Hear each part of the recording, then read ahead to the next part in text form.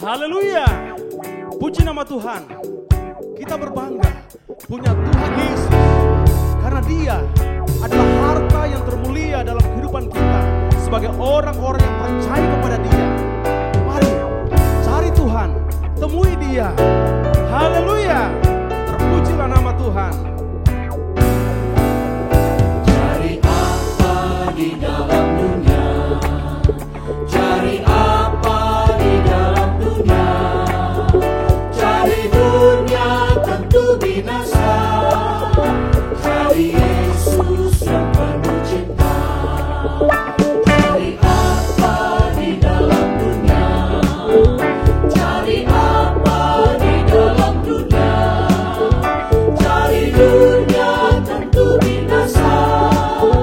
Cari Yesus yang penuh cinta. Cari apa di dalam dunia? Cari apa di dalam dunia? Cari dunia tentu binasa. Cari Yesus yang penuh cinta. Cari dunia tentu binasa. Cari Yesus yang penuh cinta.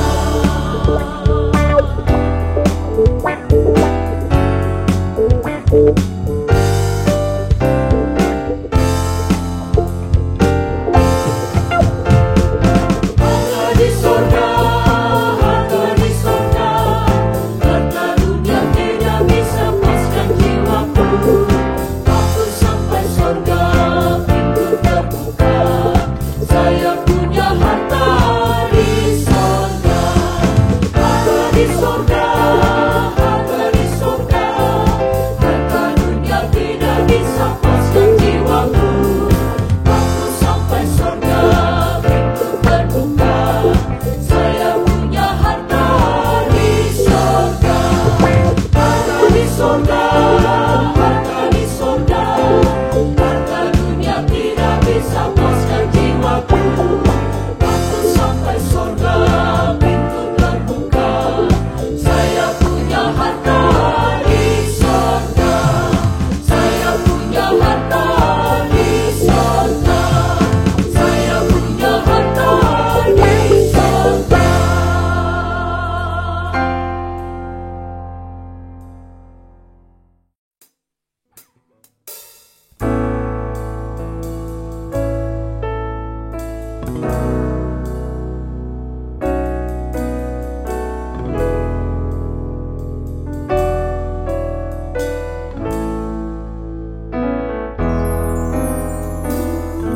Dapat satu harta teramat mulia, tak ada lain permata sama dengan Dia. Sudah ku jalan mencari, kesanalah dan kemari, tak ada mendingan Dia.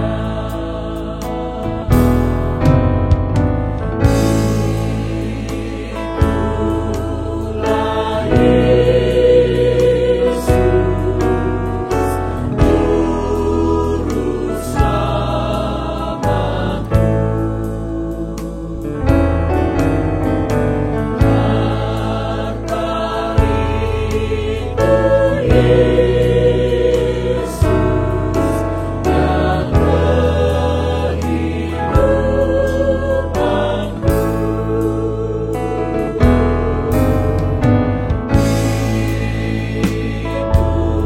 Itulah Yesus, Juru Selamatku.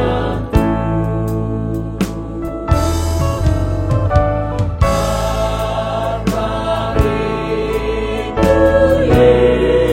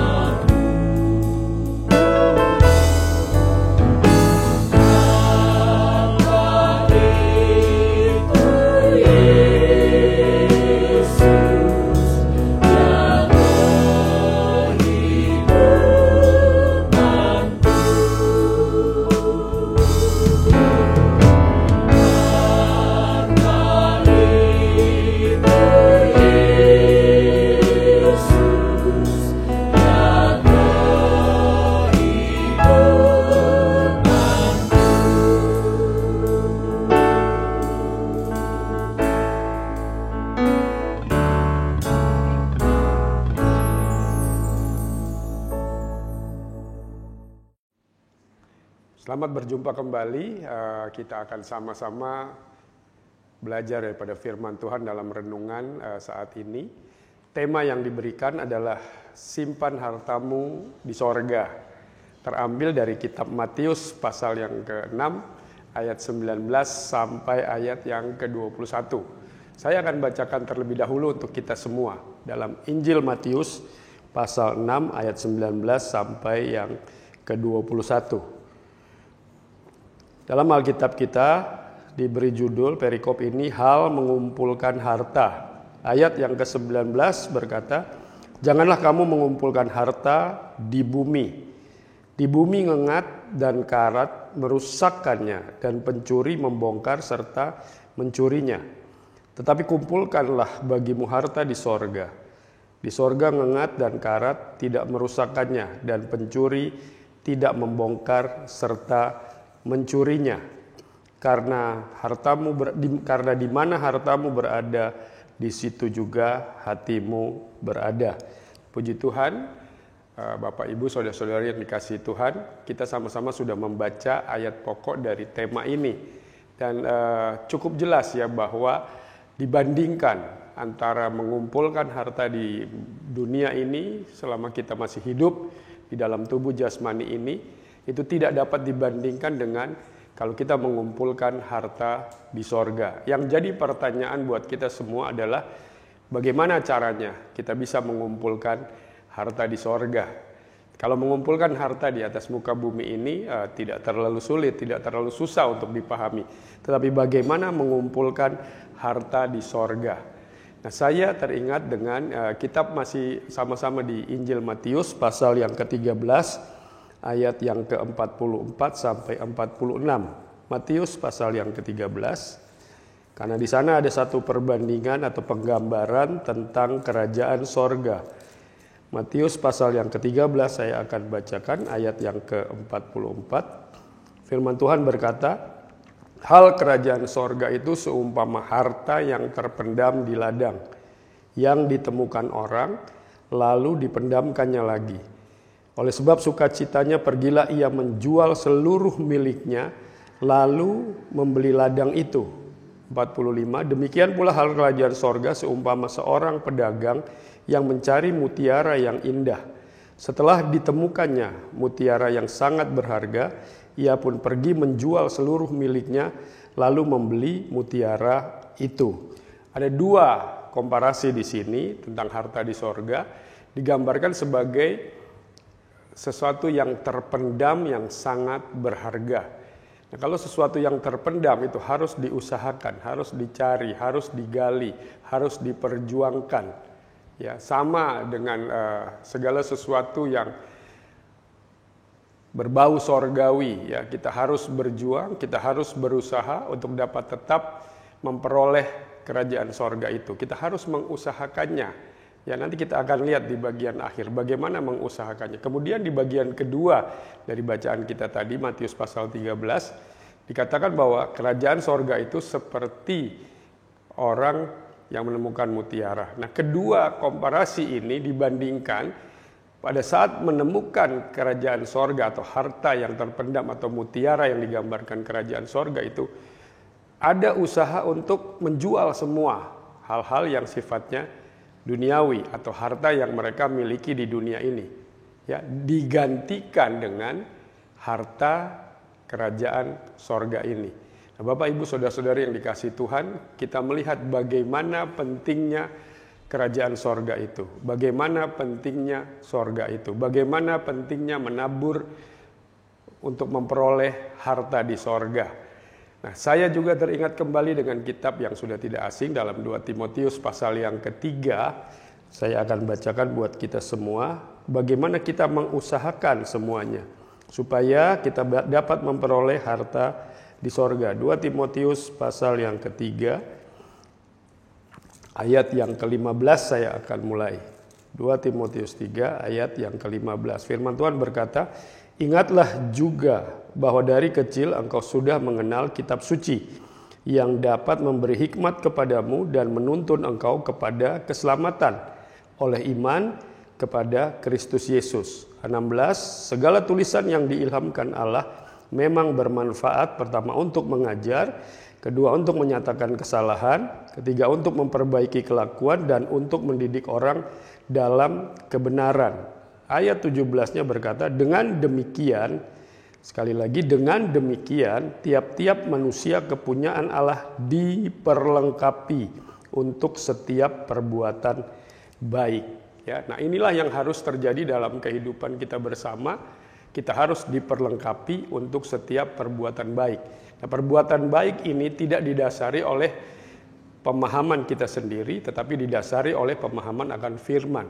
Itulah yang dinamakan harta yang terpendam, mutiara yang ditemukan, begitu berharganya. Nah, mari kita sama-sama di dalam perjalanan kehidupan yang Tuhan percayakan, kita fokus ke sana, mencari harta di sorga. Kita berusaha menggali, kita berusaha untuk memahami firman Tuhan, mengerti, kemudian menjalaninya. Sehingga kita dapat melakukan perbuatan-perbuatan baik sebagaimana firman Tuhan sudah ajarkan kepada kita semua. Kumpulkan harta di sorga, karena harta di sorga sifatnya kekal. Sementara harta yang ada di atas muka bumi ini sifatnya sementara. Bisa diambil oleh pencuri, bisa berkarat, dan dimakan ngengat. Puji Tuhan, marilah kita bersama-sama, kita berjuang di dalam masa-masa di mana kita dikunci oleh Allah di tempat kita masing-masing. Banyak waktu sebenarnya untuk kita dapat memahami, dapat mengenal, dapat mengerti, menyelidiki, mengamat-amati, meneliti firman Tuhan. Sampai secara pribadi kita masing-masing semakin dewasa di dalam Dia. Dan harta di sorga akan menjadi milik kita bersama. Puji Tuhan, inilah yang dapat saya bagikan sebagai renungan firman Tuhan untuk kita bersama, supaya kita semakin mengerti bagaimana harus berjuang, bagaimana harus mengusahakan supaya boleh mendapat harta di sorga. Sebagai bagian penutup, saya akan ingatkan kita bersama, ada satu kisah dalam kitab Kejadian, pasal yang ke-19, di mana Lot dan istrinya disuruh bergegas meninggalkan Sodom dan Gomora. Sampai malaikat harus menarik tangan mereka, karena Sodom dan Gomora akan dimusnahkan. Dalam perjalanannya keluar dari Sodom dan Gomora, apa yang terjadi? Hatinya terikat kepada harta yang ada di sana. Dan akhirnya dia menoleh. Apa dampaknya? Kita tahu bersama. Jangan sampai hal-hal seperti ini terjadi kepada kita. Mari kita fokus kepada Tuhan kita Yesus Kristus. Dalam kitab Ibrani 12 katakan, marilah kita melakukannya dengan mata yang tertuju kepada Yesus. Mengapa? Karena hanya Dia yang dapat membawa iman kita sampai kepada kesempurnaan. Puji Tuhan, demikianlah firman Tuhan yang dapat saya bagikan. Semoga ini dapat menjadi berkat buat kita bersama. Kita tundukkan kepala dan kita akan berdoa. Mohon pertolongan Tuhan, mohon pertolongan Allah Roh Kudus, penolong sejati, supaya kita dapat bertahan untuk terus berjuang, berusaha, mencari, mengumpulkan harta sorgawi itu. Bapa di dalam sorga, kami bersyukur dan berterima kasih buat bimbingan dan arahan-Mu melalui firman-Mu. Bukan melulu kami mengumpulkan harta di dunia ini, tapi kami akan mengumpulkan harta sorgawi, supaya satu waktu Tuhan, pada saat kami menghadap dengan Engkau, kami dapat menunjukkan, kalau kami ditanya apa yang Engkau bawa datang menghadapku, harta-harta sorgawi, kebaikan dan kebenaran berdasarkan firman yang sudah kami jalani sebagai orang-orang yang percaya kepadamu. Tolong kami Allah Roh Kudus selama kami masih dalam percayaan kehidupan yang Tuhan berikan, supaya kami tetap dapat menghidupi firman-Mu dan firman-Mu hidup di dalam kami. Terpujilah Engkau untuk selama-lamanya. Kami percaya Roh Kudus ada bersama-sama dengan kami. Roh Kudus akan menuntun dan memimpin kami, menolong kami untuk dapat melalui perjalanan yang Tuhan percayakan ini. Kami mengucap syukur untuk firman-Mu, untuk berkat-Mu ini. Terima semuanya dalam nama Tuhan Yesus Kristus. Haleluya. Amin.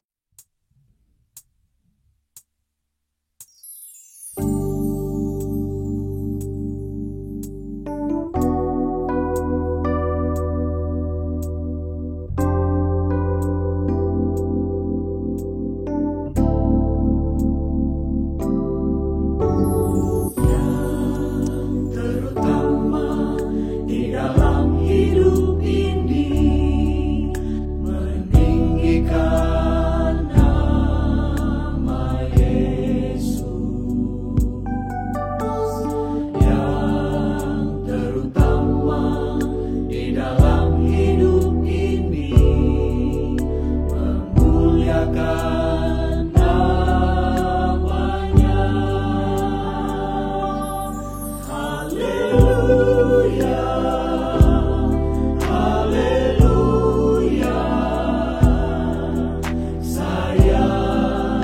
cinta